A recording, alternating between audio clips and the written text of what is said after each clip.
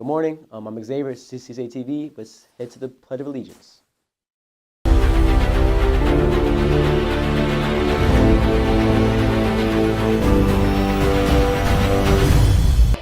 Now for the Pledge of Allegiance.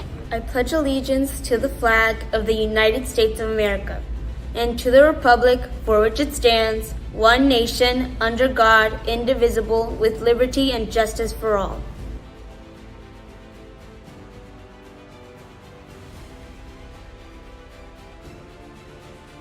So today is Lion Pride Day.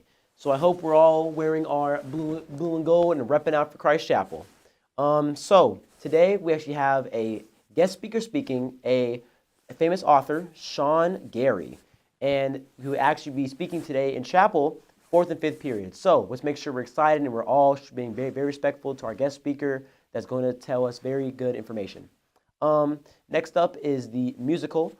Make sure if you want to participate in the musical for the spring concert, you see Mrs. Settles. And also it's important to remember that you don't have to be actually act. She's looking for all spots, even behind the stage, that's not on the stage. So if you don't feel like you want to act, but you still have some other skills you want to add on, then Miss Settles is happy for the help. Now we're going to talk about this day in history. Today, this day in history, the push button telephone was invented. And now we're going to watch a small video over the phone. I can't hear you, Rose. That's funny. I can hear you plainly. Isn't this great? Here I am in New York, and there you are in St. Louis, and it's just like you're in the next room. What was that? I said it's just like you're in the next room. Few inventions can claim to have changed the course of history as thoroughly as the telephone. From simple sounds beamed down a wire to holding the sum of human knowledge in our hands, the ever-evolving tech that lets us instantly chat with someone hundreds of miles away has altered the way we live, time and time again. Here's how the telephone has changed, and how the telephone in turn has changed us. The telephone itself was more evolution than revolution, building on the telegraph, a genius bit of gadgetry that allowed coded messages to be sent through wires as electrical impulses. Problem was, this setup could only take one message down a wire at a time. With the popularity of the telegraph booming in the second half of the 19th century, the race was on to find something better. Inventors tackling the problem included Edinburgh-born Alexander Graham Bell and Elisha Gray from Ohio. At first, the plan was to transmit multiple tones down one telegraph line, and in 1875, Gray patented the electric telegraph for transmitting musical tones, inadvertently becoming the father of the synthesizer. Before long, though, it became clear that transmitting human speech had even more potential. 1 year later, the telephone was close to became increasingly obsolete, replaced around the late 1920s by models like this one, which crammed a transceiver and receiver into one handset. 1927 saw London and New York connected by a commercial transatlantic phone service. It was conducted via radio, but in 1955 and 56, a huge feat of engineering saw the laying of the transatlantic TAT-1, the first of many underwater telephone cables that would ultimately connect the entire globe. By 1969, 90% of US households had a telephone, but this world-shifting tech still had one downside. Wires. The GPO, I see. Me? No, lady. I'm an eccentric millionaire. I get so many phone calls I have to carry the phone around with me. Mobile telephony dates back to 1946, when it became possible to make a call from your car, so long as you had loads of money and hardly anyone else in town was trying to make a call at the same time.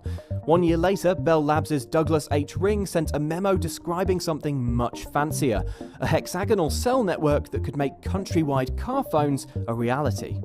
It was the blueprint for a cellular phone network, but the tech didn't exist to support such a system. 2 decades later, that was all changing. Decades saw mobile marvels get more powerful, more affordable and more miniature, while the telegram got a kind of mobile rebirth in the form of a text message. By 1998, there were nearly 70 million US mobile subscribers, a figure that would double just 4 years later. So now let's get into our 20-second trivia. So the question today is, when was the first mobile car phone invented? Let's see if you can get it right.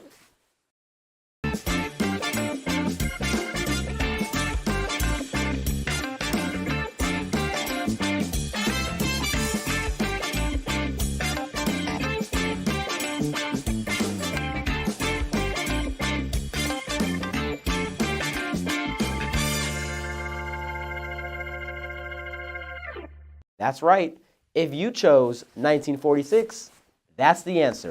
1946 was the year the first mobile car phone was invented. You know, it's crazy thinking about that. The cars, way back in 1946, they had phones in there, you know. I would have thought that would have been like in the 80s or something like that, you know.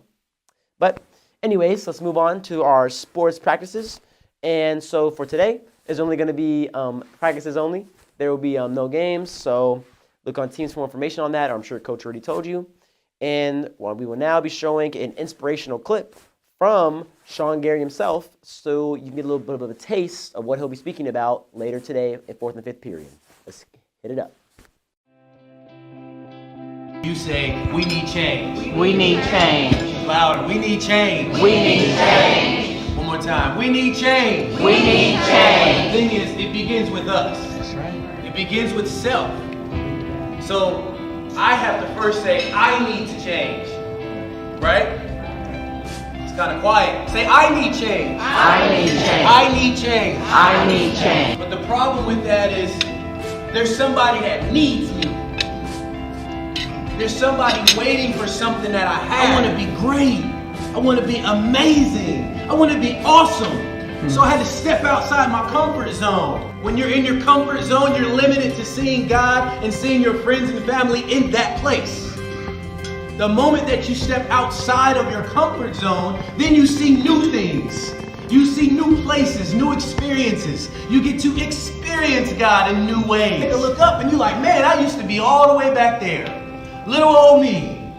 And look at what God has done. Look at what family has helped me to accomplish. Look at what my friends have helped me to accomplish. And look how many people I've helped along the way. Because I stepped outside my comfort zone. So that's the first thing we have to do is step outside of our comfort zone.